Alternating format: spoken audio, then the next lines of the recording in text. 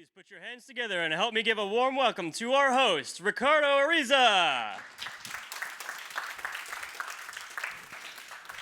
Hi guys, thank you for coming. This has been phenomenal. There's a bunch of great talks going on, and it's really humbling for you guys to come to mine.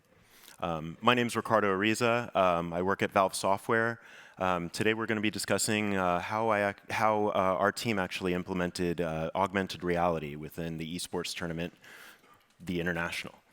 So let's start. So what is DOTA? DOTA 2, it's a team-oriented game for those of you who don't know.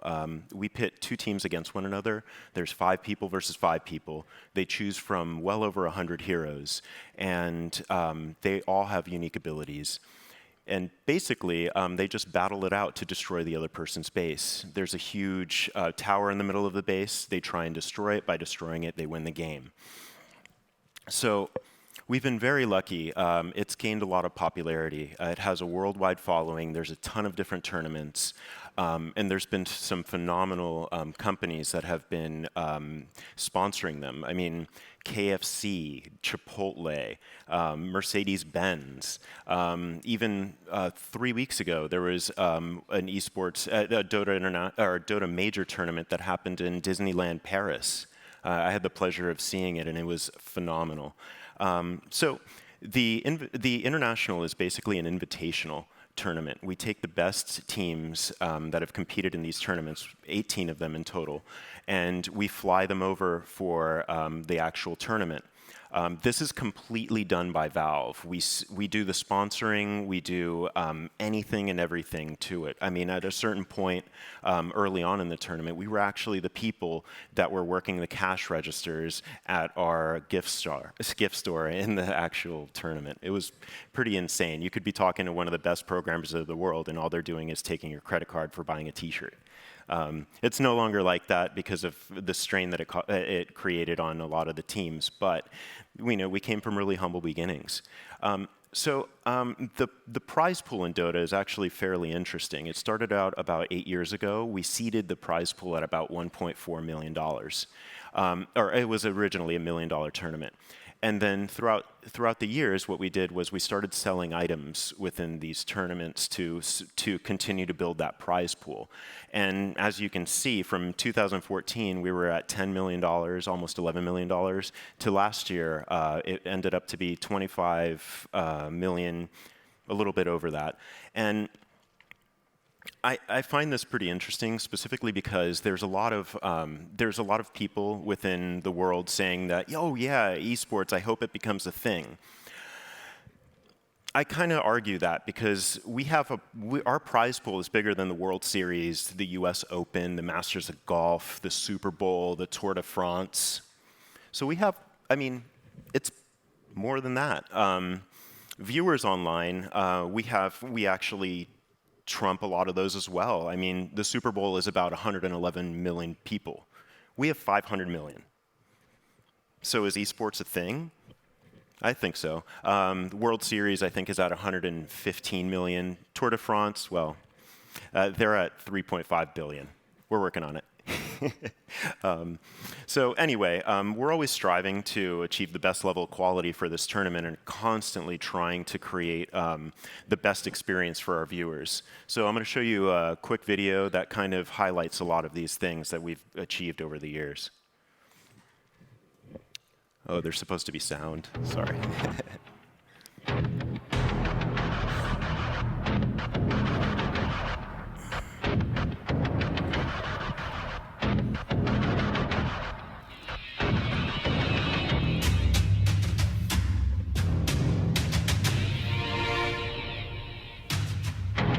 It is the International.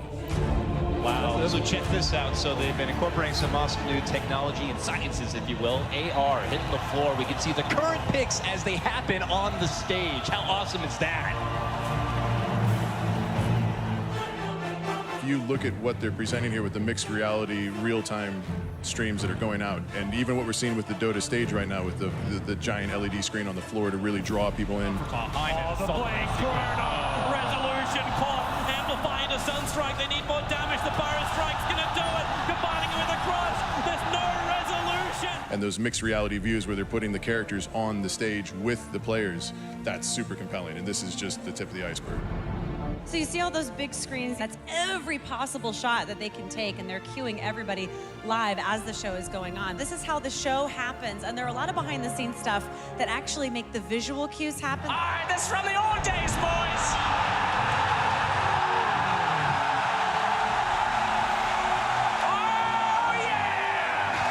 Griff is controlling the main view, so he's picking what you see.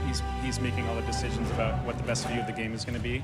Wait for it, wait for it. Here they come. They're coming down into the river. Who's going to get And them? Knoxville has stats. TNC, they'll enter the mid. Do they go for a GG push? And because he's now retreating after using his spells, it creates this perfect... When we see the heroes going nuts when they're in front of the players, that's you? Yeah, that's me. Witch doctor. Huskar! Oh, God. There he is. But if you can't get down, don't worry, we've got your back as well. You can also go into the VR hub and enjoy the matches from there. You can do the VR experience, which is inside this amazing tent, and there are a lot of different ways you can experience it. We're trying to engage more than just the players' head and hands. We want them to take a step in any direction. We want them to get physically active during the game, and the audience seeing this happening real time.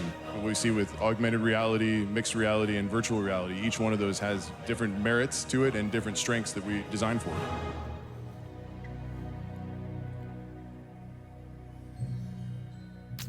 All right, so that's a little bit of the tech behind it.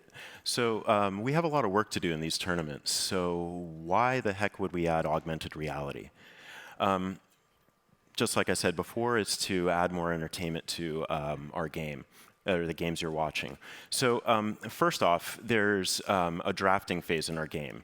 This is the point in the game where the teams are sitting in those pods that you saw. They're hovering over a computer, and they're sitting around discussing what characters they want to pick and what characters they want to ban from the other team from playing. It goes back and forth, teams pick, teams ban, et cetera, et cetera. This is about a 15-minute period in our game before the game actually starts. Seeing a team hovering over the computer isn't really that exciting. But what is exciting is having the fans be able to see what characters they've picked. And normally they'll show a screen and they may show a portrait of that actual character. That wasn't really compelling because they would have to cut the camera and show this thing, as opposed to staying where you can actually see the reactions of these players being like, oh God, they banned this or they picked that. So what we ended up doing was we added AR. All of a sudden, as soon as they pick the character, boom, the character appears on the stage. And people that are fans of those teams and players immediately can resonate with them and see the reactions of them and see the reactions of the other team. So it was pretty awesome. The other thing that we did, why we added it, is we're able to engage the audience through live puppeteering. We're actually animating these characters on the fly based on what's happening on the stage. These characters, I mean, we could have them do anything from cheer, we can have them taunt the other teams, we even have, some of them have like drums on their back and we can have them bang on the drums. The fun thing about that was a few years ago, we started doing this, and I had a character banging on this drum, and one of my coworkers was like, "Stop that! That's just dumb." And I was like, "Okay, all right, let me not do that." So next time he came on stage, I did the same thing, and all of a sudden, we had the crowd start clapping, and they started clapping in unison. And we're downstairs in the pit, underneath all the rafters, and all of a sudden, all you hear is this roar of clapping, and we couldn't actually hear ourselves talk. And that amount of energy was ridiculous. So anyway, it engages our audience, to say the least, and makes it a really cool experience for people even watching online because they hear the energy within this space. The other thing that it does is it showcases our characters. DOTA is an isometric game. You see it from the top down. So the likelihood of you actually seeing these full characters and all the wonderful details that our artists have put into them is slim. During gameplay, you just don't get the opportunity. So this is a great way of being able to showcase them. And last but not least, it allows the teams to showcase, their unique pieces of armor and kit and swords that they have. we have a very deep economy in our system, in the game, and it basically revolves around cosmetics. They don't actually give you any type of advantage within the game. But people are really akin to all this stuff, and there's some ridiculously high-value items in there. And when you start seeing the pros and you see how they have them kitted out, like, I've seen some stuff that I was like, ooh, I didn't even know that existed. I'm going to use that on that character. So it's pretty fun to be able to emulate the people that you see on stage. So anyway, how do we add all this stuff? How do we add AR to the international? I mean, that's what we're here to talk about. So first and foremost, we had to find a positional tracking system for our cameras. That's the tracking system that basically allows us to be able to create a center point within the stage and have the characters basically stay locked down to the stage. Next, what we had to do is replicate that stage by using geometry.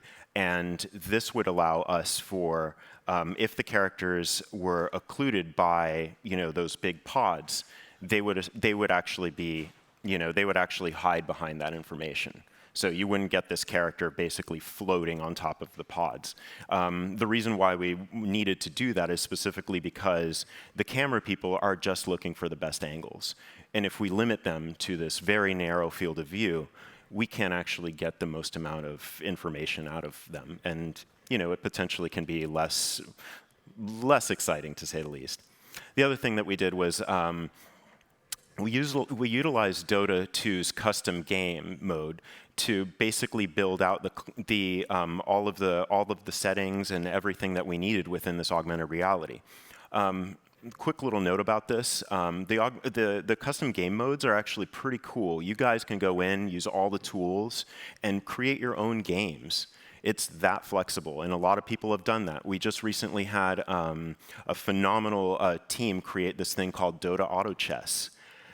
There is a ton of people playing it, including everybody at Valve. It's pretty epic. And I mean, we have sometimes, upwards of 500,000 people just banging on it. It's pretty ridiculous. So anyway, we utilize that system in order to create the system for augmented reality. And last but not least, we had to create a new rendering engine for that screen so that we can create the composite. We made a key and a fill, which are essentially the key is just a whatever the graphic that we want on the screen, the punch out of that within the live frame, and then the fill is just the actual character, with all the color and lighting and all that stuff. So the positional tracking system that we ended up with is Stipe, I'm sorry.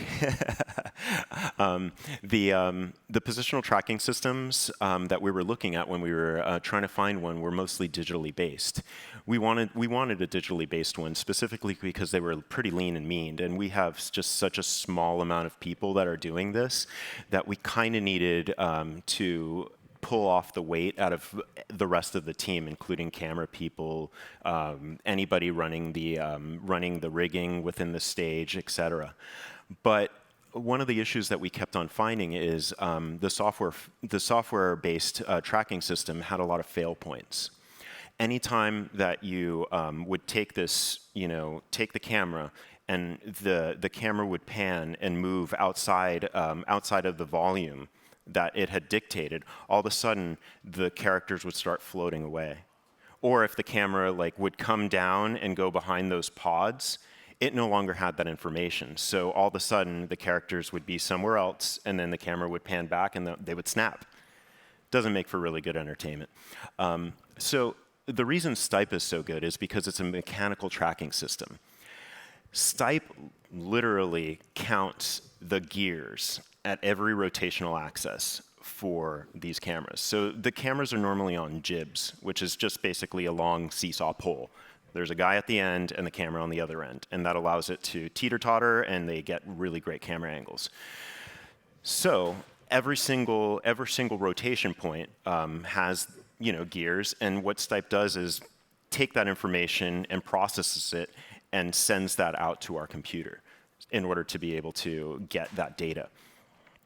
So these sensors, which you're seeing on the left here, are able to do pan, tilt, zoom, focus, and even travel on a dolly. You could put it on a track and start moving the camera, and it'll actually still work.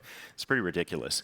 The other thing that it does is it does automatic focusing and aiming. So once you lock down on one piece, whatever that thing is that you want to focus on, all you need to do is move the camera.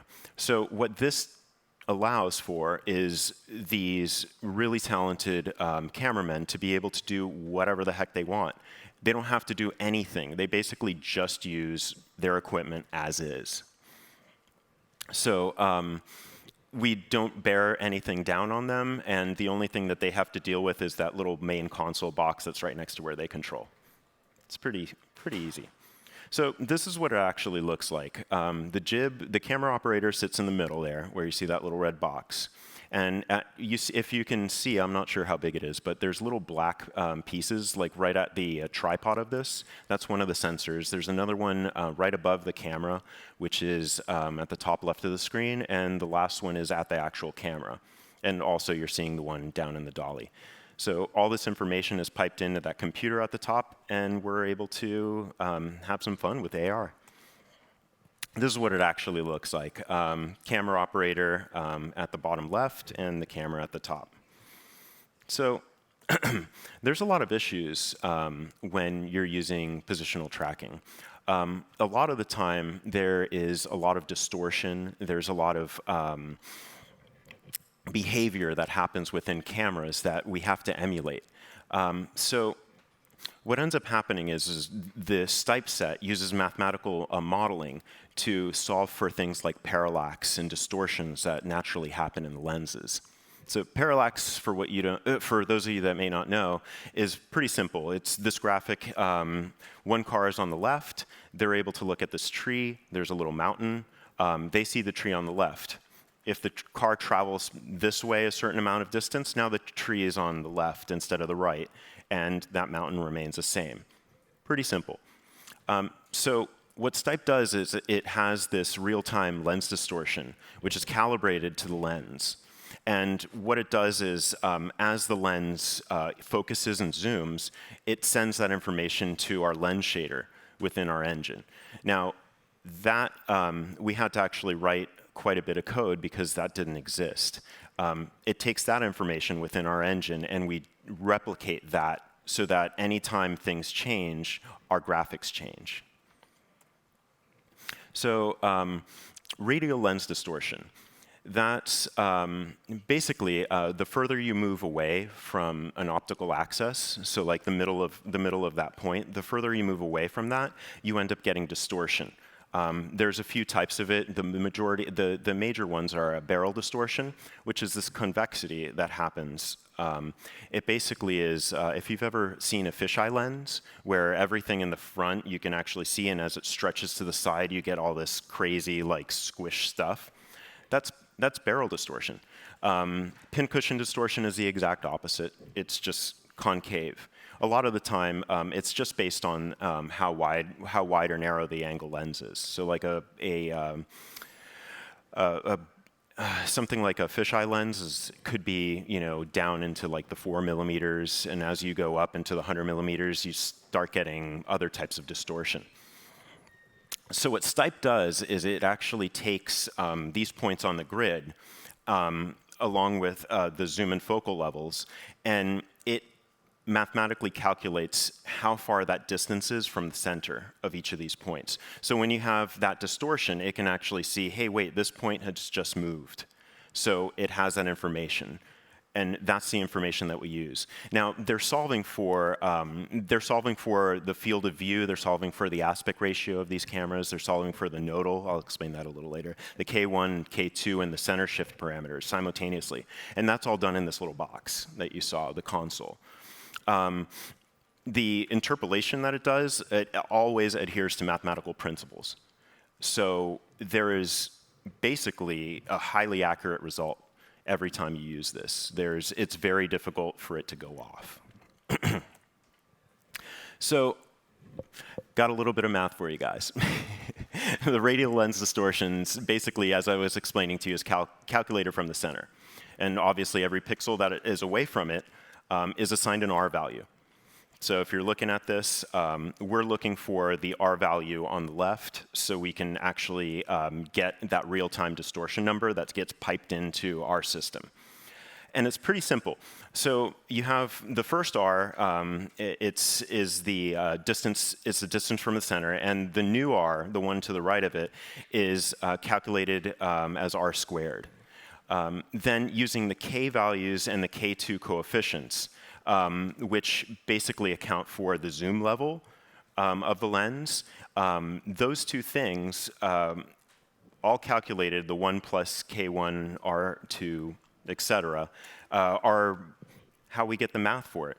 It's not too difficult, but it just takes a little bit of explaining. So the nodal offset. I apologize, I don't have an image credit for this. I wasn't able to find it. But this is a really, really rough diagram of a camera. If you're looking at the rectangle, that line in the middle there is the camera's sensor. And in the middle of the triangle is the nodal point. The nodal point is basically just the entrance pupil of the camera, or the spot that has zero parallax. So what the Stipe kit is doing is it's actually, anytime that camera zooms, moves away from it, it's just calculating the offset from the sensor out or back in. And that's the information that it's plotting. It's actually plotting it on a graph and then sending that information to us. So what does it look like when we're doing this? I kind of grayed out the scene that was behind this, but if you look really kind of close, you can see a tripod in the middle there with this card on top of it. There's a second card off to the side having some lens distortion, which hopefully you guys get now. And these two cards are solving for different things. The first card that you're seeing closest to us is basically solving for the nodal and the field of view. The second card is just solving for the K1 and K2. Once you have these two things, you basically have a pretty good track. All that math is being done in that console. Now, the third element of this is once you have that track on the camera and the camera lens and in the Stipe kit, we have to match our graphics to it. So we came up with just simple cards within our system. We zero out our point within the world so that our point matches the point of the camera. And then we add in this little card, the little red card that you're seeing in the center there. And then we try and match as closely as possible to those cards.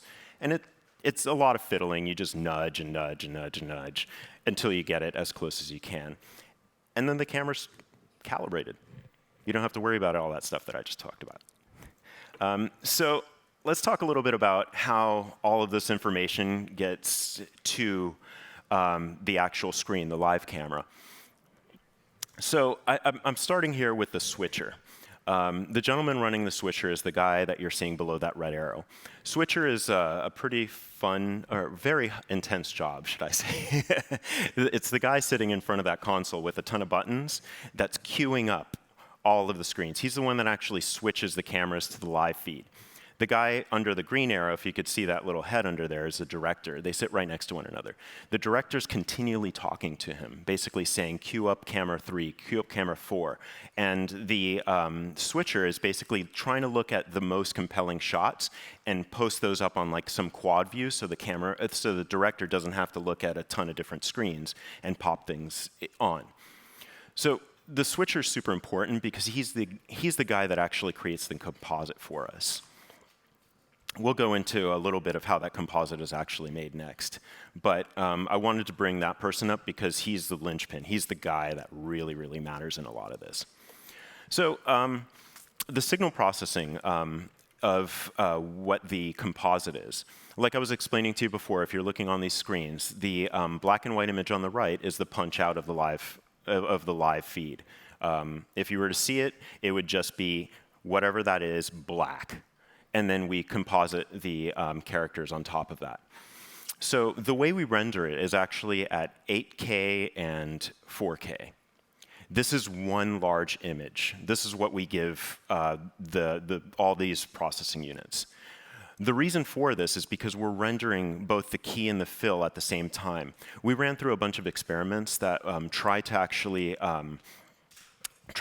render them separately, and we were milliseconds off. And what that actually caused, because you have that black hole, was a slight offset. So the characters had like almost a little outline on one side of them, totally breaking the illusion. So we came up with this method. So we have this large screen, and we have these two images right next to one another. Now, this piece of hardware down at the bottom, it's called an Image Pro.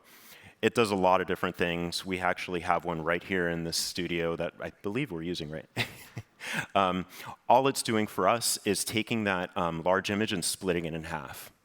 Once that's done, these two things are piped up into those Marshall monitors, and those two things are sent over to that switcher. Once you've done all that, the switcher composites it, and then you have your composite and your live feed. So that's me standing next to that character.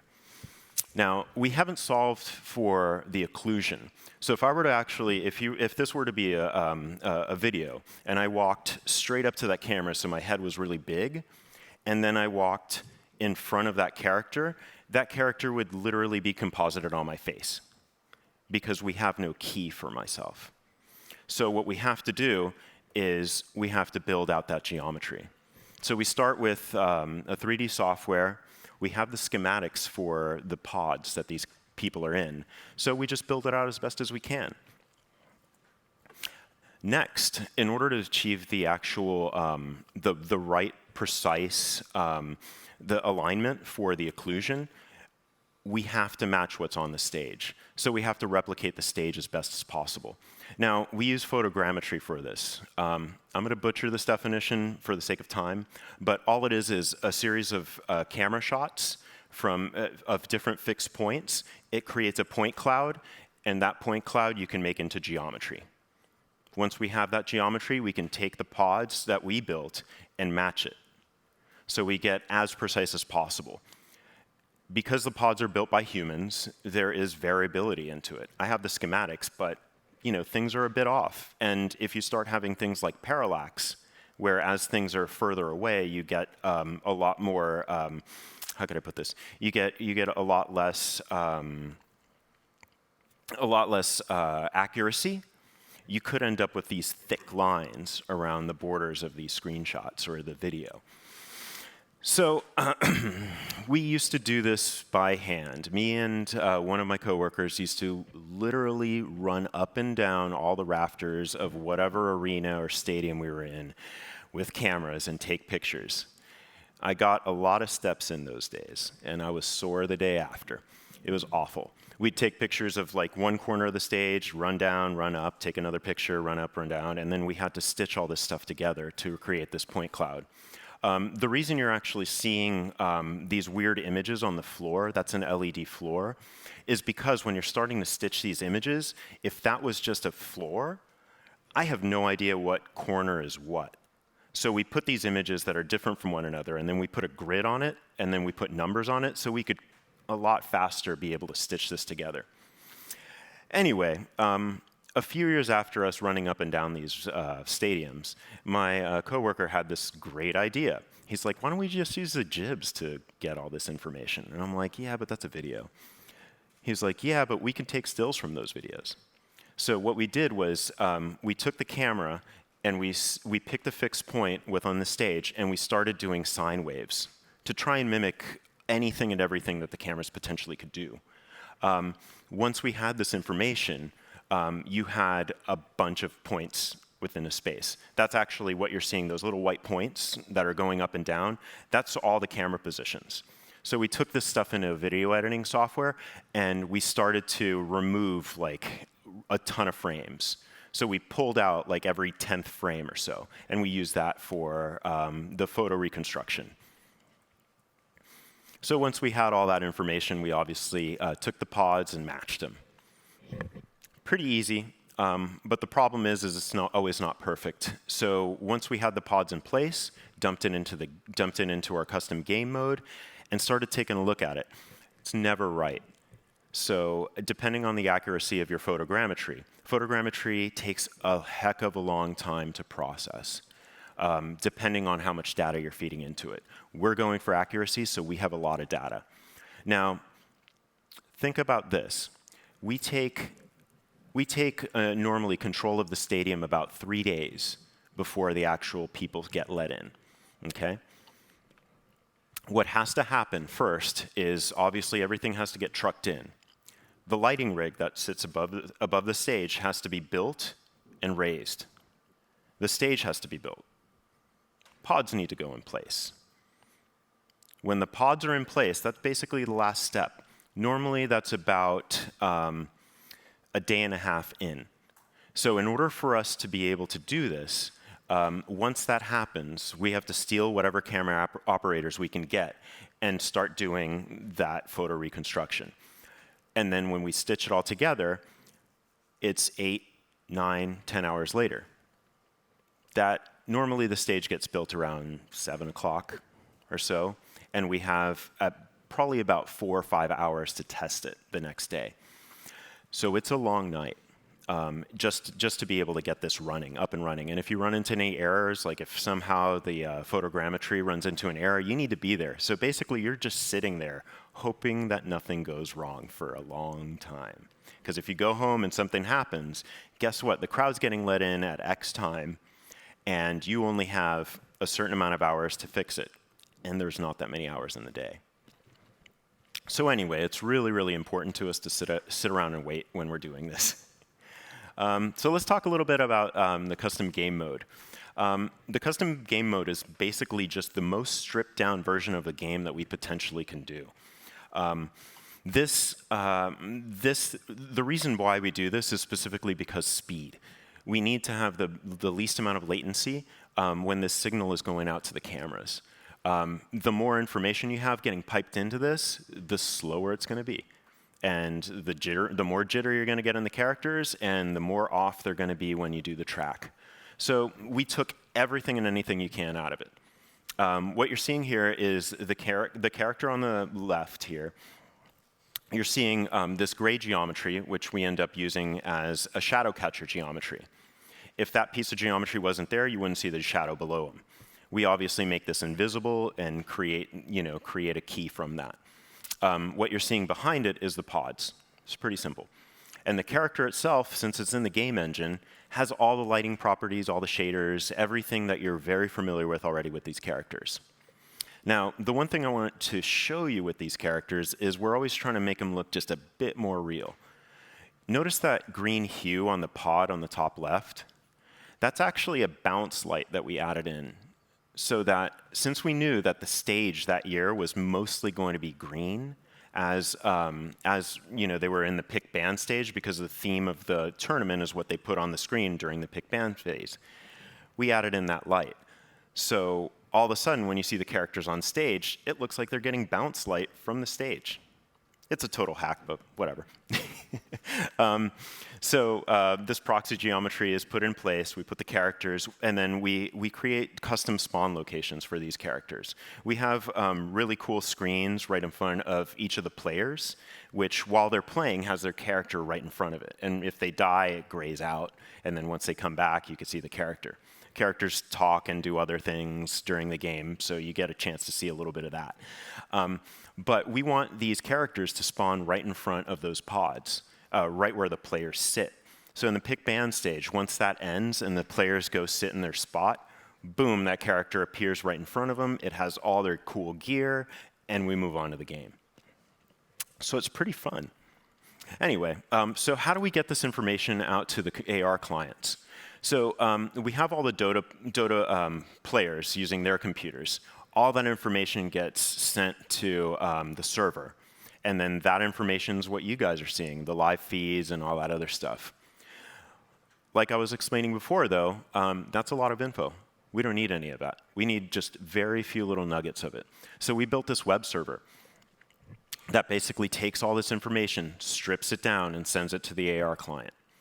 Now, this web server we actually didn't build. I kind of lied about that. We built it specifically for our hardware partners. all of a sudden we had a bunch of hardware partners being like, hey, can you add your web API, or can you add an API in your game so that we can make the keyboards light up for when somebody dies, or the mouse rumble or whatever. And we had 4 or 5 of these companies asking us for this. And we were like, no, we're not going to bloat our game because you want to create a piece of hardware. I mean, we have a lot of problems in international areas where your internet speed and how much you download is actually clamped every month. So if we start putting much more content on there, some of these people can't actually download the updates to our game and thus can't play. So we try and keep our updates as minimal as possible. So we said, no, we're going to build it ourselves and you're just going to use ours. And they did. It was pretty amazing. And then when the international came around and we're like, what the hell are we going to do? And they're like, well, I got this thing for a mouse. So we use that. Anyway, that's how the information gets sent over. And then that's basically it for how everything got put together. So we had the characters on the stage. We locked it down. We started having fun with it. Every year we're like, hey, what if we do this? What if we do that? And we had all these grandiose ideas. Some of them were things like character interviews. Some of the other things, I apologize for this picture. It was on my cell phone, which wasn't that good. But we did little tiny characters on stages, or on little sets, so that as the analysts were sitting there lounging, waiting or talking about stuff before the day even started, they could be talking about the teams from yesterday, and all of a sudden, the little characters appear in front of them, which gives a little bit of ambient interest, and it was a lot of fun. We also added it into the analysts that are standing by to talk about the aftermatch. What you're seeing in that shield that you're seeing in the center is actually AR. It has a little bit of movement to it, but what it does is it adds a little bit of life to that shot.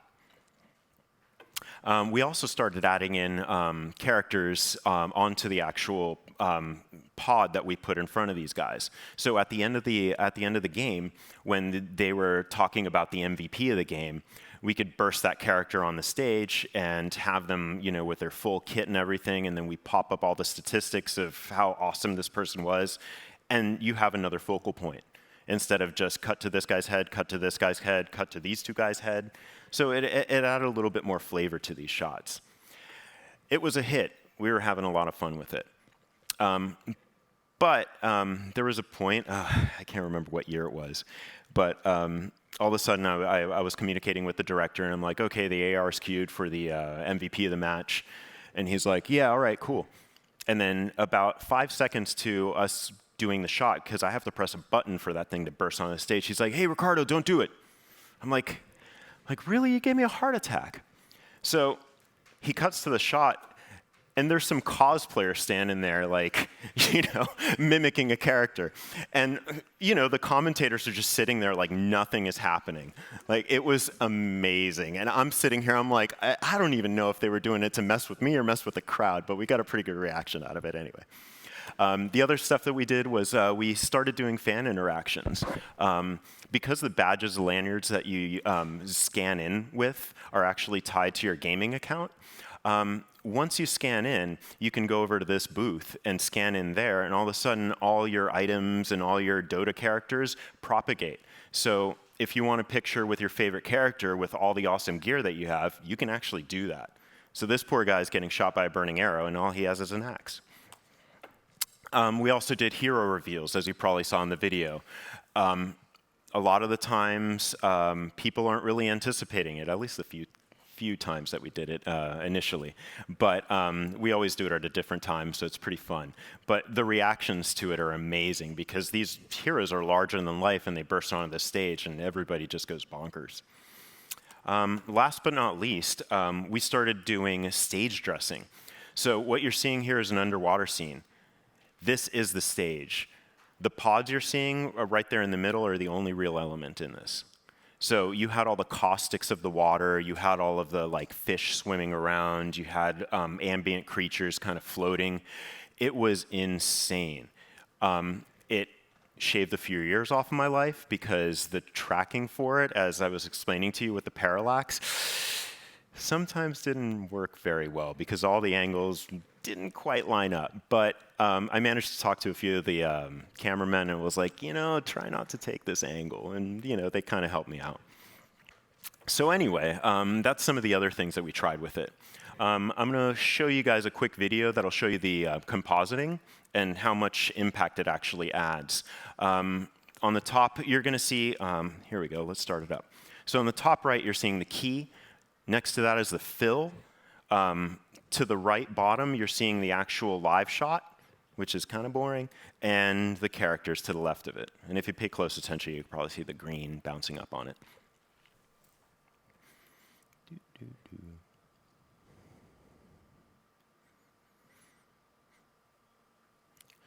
All right, in this next cut, what you're seeing is the analyst talking about the upcoming game. You can see OG and EG down at the bottom, and you'll probably notice it a lot better once it goes away.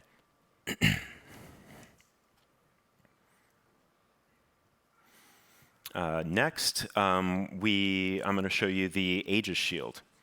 So it's just a little ambient effect, but compare those two. One of them's kind of boring.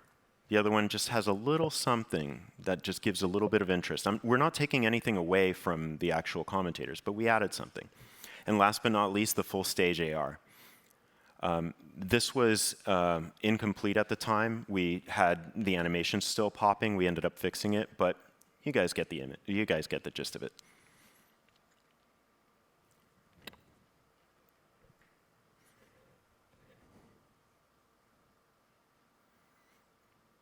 I should have put music to this. And the characters popping in.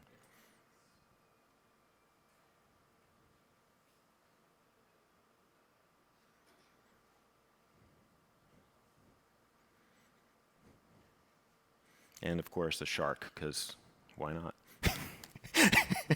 All right, this isn't an I, this is a we. We have a really great team at Valve that's helped us with this.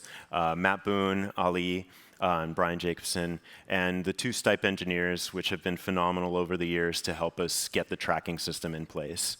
Anyway, thank you guys for listening to me. And if you guys have any questions, ask away.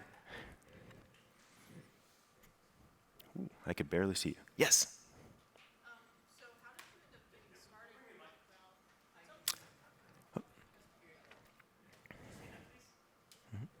Valve? Hi. Stand up. Okay. All right. Hi. My name's Jenny Klein. I'm in the game design bachelor's. And how did you end up getting involved with Valve? Years ago, before my gaming career, I was in film. I used to make digital doubles. I used to do all sorts of fun stuff. I worked on a lot of the hero blockbuster films. I was a sculptor, artist. I saw what was happening with the next-gen consoles coming out, and they truly amazed me. I was like, you know what? Linear content is kind of boring, because if it doesn't resonate with somebody, you can't pivot. I mean, games, you can literally do multiple storylines and start shifting and actually resonate with that person. That, to me, was a lot more compelling, so I moved into games. I started out at a company called Treyarch. I had worked on Spider-Man 3, the movie, and they were super excited that I wanted to work in games, so they hired me for the Spider-Man 3 game. I didn't last there very long because there was a lot of, they were building out a lot, and I was not getting the support I needed to be able to do the thing that I did. Luckily, I went out and had pizza with a friend of my friend. I was talking to him at the time, and we figured out that we were both on the top of ZBrush Central. You know, his image next to my image. And we're like, really? Cool. All right, this is awesome. You know, and he was like, hey, do you want a job? And I was like, yeah. He was at Naughty Dog. So I started working at Naughty Dog. I had a lot of fun. I helped create Uncharted and Uncharted 2. And then, strangely, one of my buddies, when I was going here to Full Sail, introduced me to somebody while I was working in film. He was like, hey, I got this great animator. He needs some models built. And I'm like, yeah. I'm like, show me his animations. I saw the animations, and I was like, whoa, this is freaking good.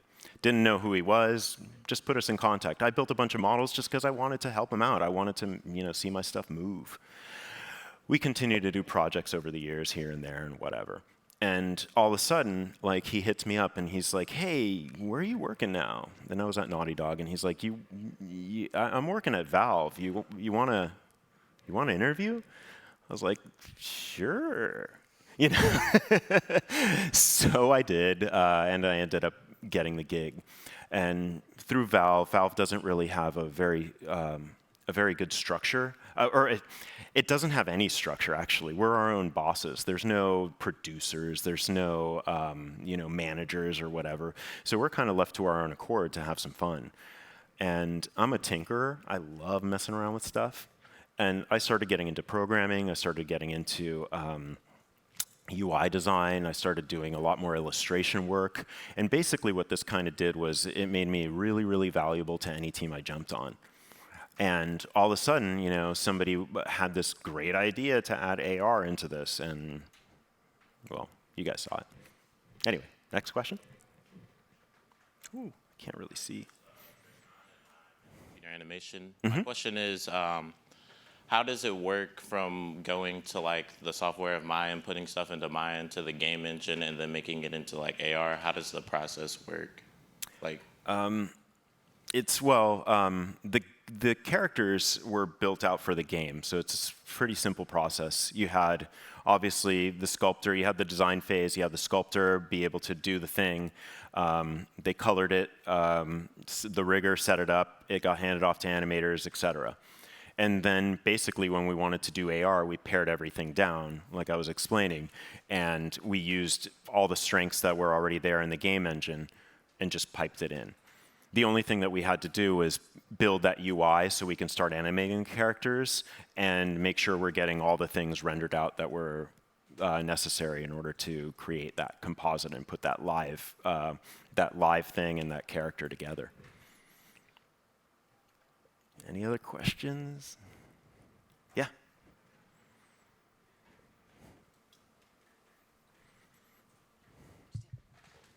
Hi there, I'm Ethan Garrick. I'm in the CivVis degree, and I had questions with like your VR, how, if you had any complications implementing the VR side of things, as well as how it works for at-home users, because I recently got an Oculus for myself, and I was curious if I could spectate the show, do all the VR stuff that you had in the video at home rather than at like whatever event. Yeah, totally. Half of the Steam users that we have for VR are actually Oculus.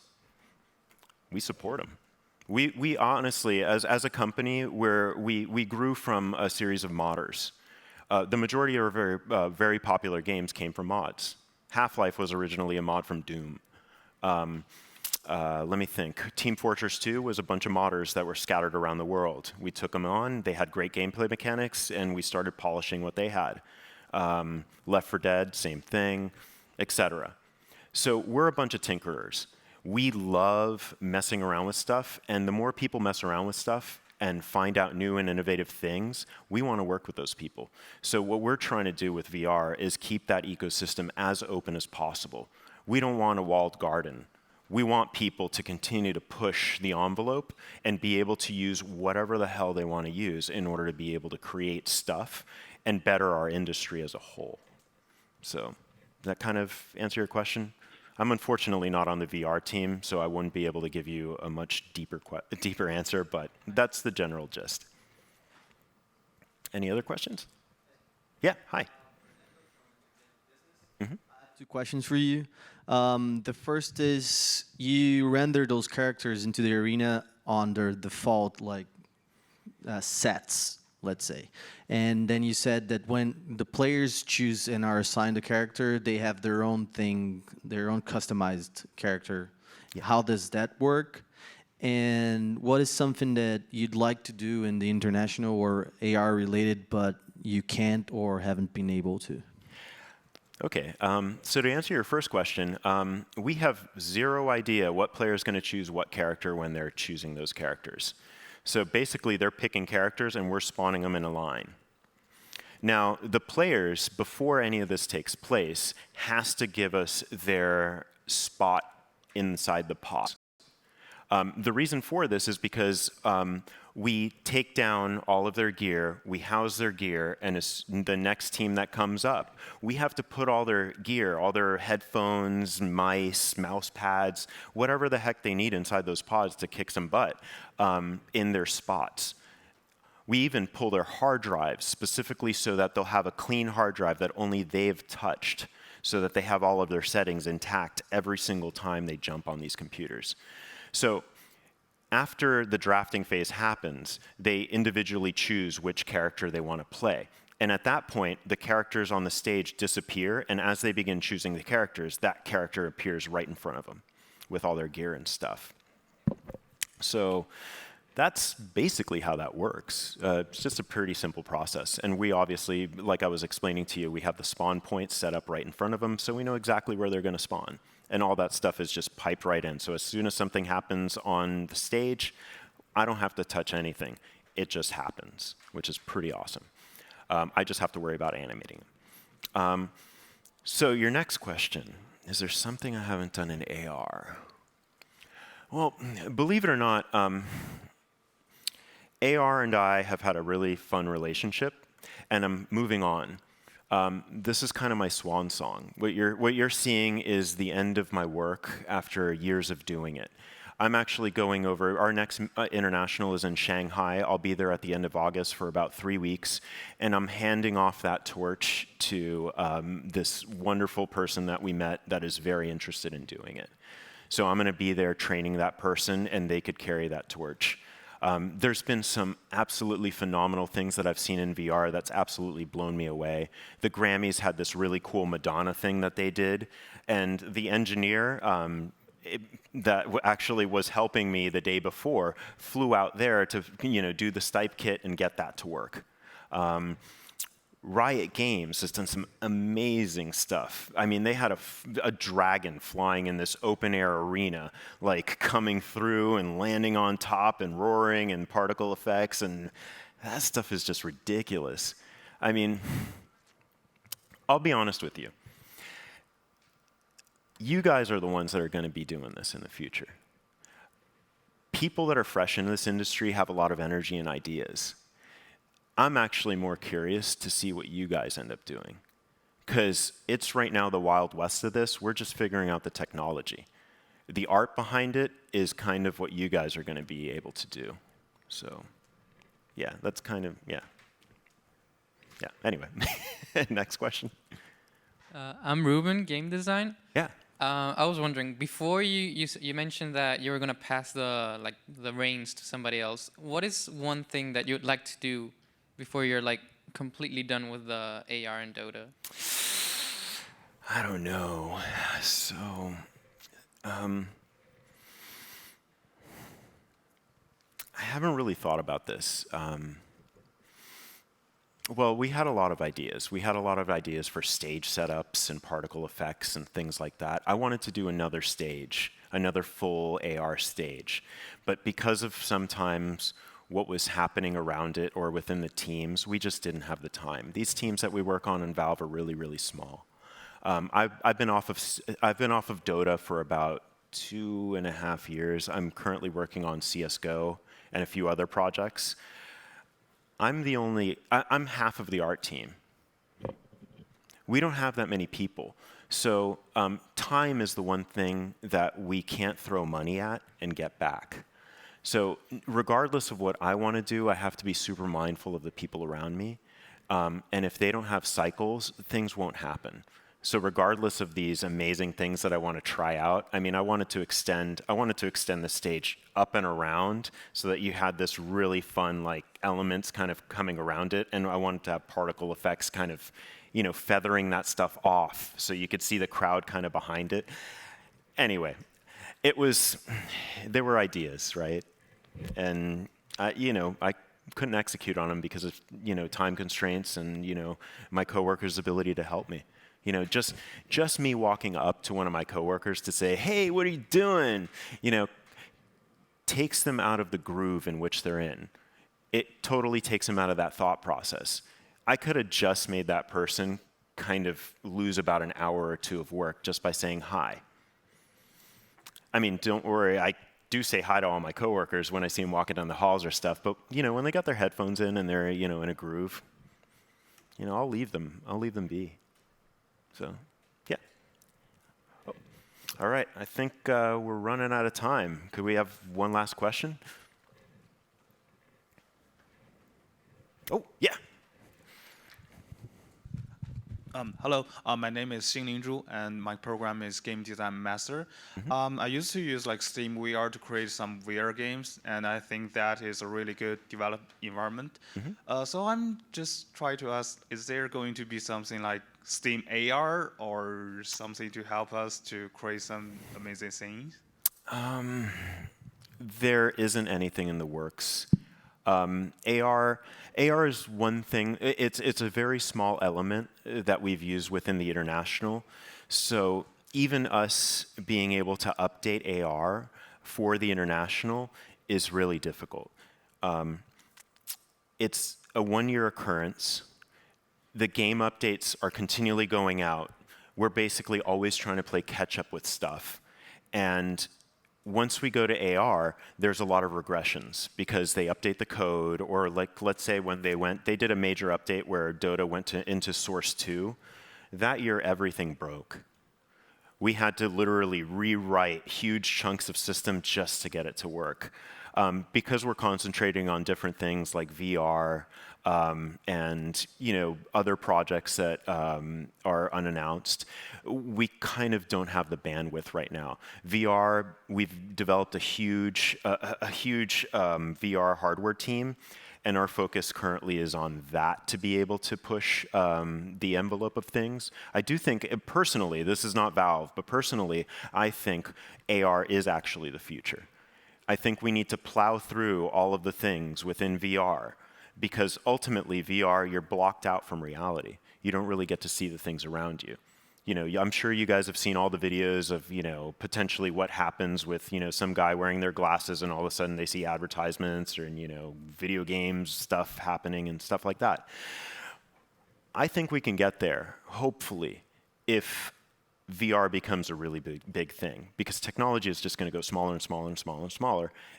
And I'm not going to want to block myself away from my wife while I'm watching something. I kind of like her. Anyway, hopefully that answers your question. I think that was the last one. But yeah, I wanted to thank you guys again. If you have any other questions, my email is ricardo@valvesoftware. Feel free to email me. It may take me a little bit. I'm sometimes pretty busy. If I don't answer, just ping me again after a little while. Happily answer anything that you can. And if I'm not part of the team or don't know what the heck you're asking me, I'll try and find one of our experts at Valve to be able to answer those questions. Anyway, thank you guys for coming.